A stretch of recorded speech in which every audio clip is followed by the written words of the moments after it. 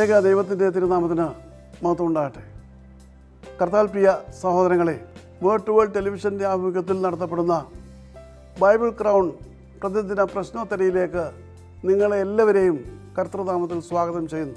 നമ്മുടെ ഇന്നലത്തെ ചോദ്യം, ന്യായാധിപന്മാരുടെ പുസ്തകത്തിൽ മിദ്യാന്യരുടെ കയ്യിൽ നിന്ന് രക്ഷപ്പെടുവാനായിട്ട് ഗോതമ്പ് മുന്തിരിച്ചക്കിനരികെ വെച്ച് മെതിച്ചുകൊണ്ടിരുന്ന വ്യക്തി ആരായിരുന്നു? ഉത്തരം ഗിദെയോൻ.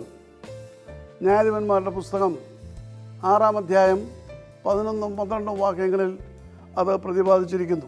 ഇന്നലത്തെ വിജയി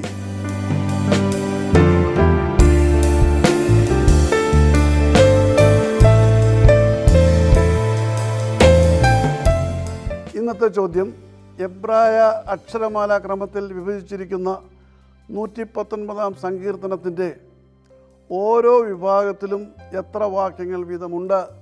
ചോദ്യം ഞാൻ ആവർത്തിക്കുകയാണ്. എബ്രായ അക്ഷരമാല ക്രമത്തിൽ വിഭജിച്ചിരിക്കുന്ന 119-ാം സങ്കീർത്തനത്തിൻ്റെ ഓരോ വിഭാഗത്തിലും എത്ര വാക്യങ്ങൾ വീതമുണ്ട്?